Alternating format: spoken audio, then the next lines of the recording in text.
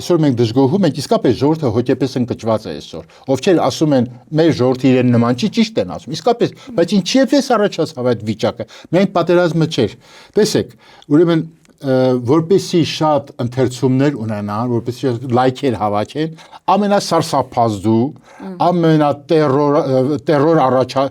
մեդիա տերոր, ես այդպես եմ կոչել, բայղուշ մամուլ ունենք Հայաստանում, բայղուշ մամուլ, տեսեք ինչ են գրում, Ալիևը հրամայելու է եռաբլուրը ապամոնտաժել,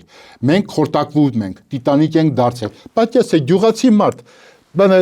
կովը բերել է գոմնարել ու հանկարծ կարդում ես սարսափահար կլինի,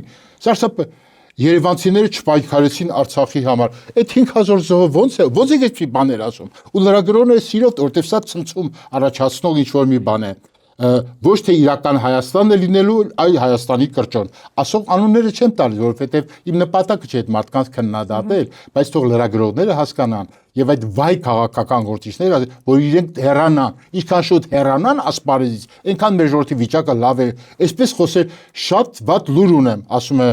մեկը, մեղրին հանձնել են։ Թե հայ ժողովուրդ կուչ են գալիս վախից, շատ վատ լուր ունեմ, մեղրին հանձնել են։ Սա բեռնաջիր է։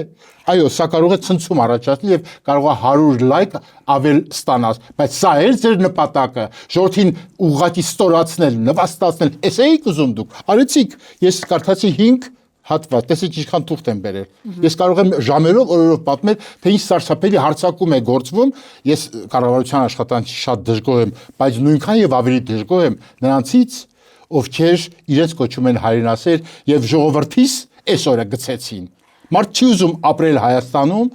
ես հիշում եմ առաջ երեխաներին զուռնադահոլով բանակ էին տանում, հիմա ամեն ինչ դարձել է մեզ համար օտար, տհաճ եւ այլն, եւ ես վախը մտել է մարդկանց մեջ։ Պարոն Ապնյան, չեք կարծում, որ այդ ամենի մեղավորը, հիմա որ եթե ես ասեմ, կասեք դուք նորից մեկ մարդու եք մեղադրում, բայց այդ մեկ մարդը այսօր մեր կյանքը, մեր իրողությունները, իրավական դաշտից սկսած քաղաքական առողջապահության մեջ էլ մի պահ մտավ դուրս եկավ, այդ մարդն է կառավարում, առավոտ շուտ բարի լույսի հետ միասին վարչապետի պաշտոնը զբաղեցնող անձը այնպիսի մի ցնցող գրառում է անում վարկաբեկող, ես խոսքս իզուր չէ որ սկսեցի, թե ինչպես է նա պիտակավորում էր հոգևորականներին,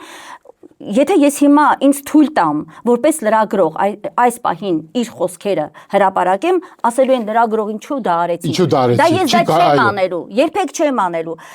Որոշ բաները որ ցիտում եմ այդ մարդուց, ստիպված եմ լինում, բայց նորից ոչ այդ աղբը, փորձում եմ միտքը բերել դեպի,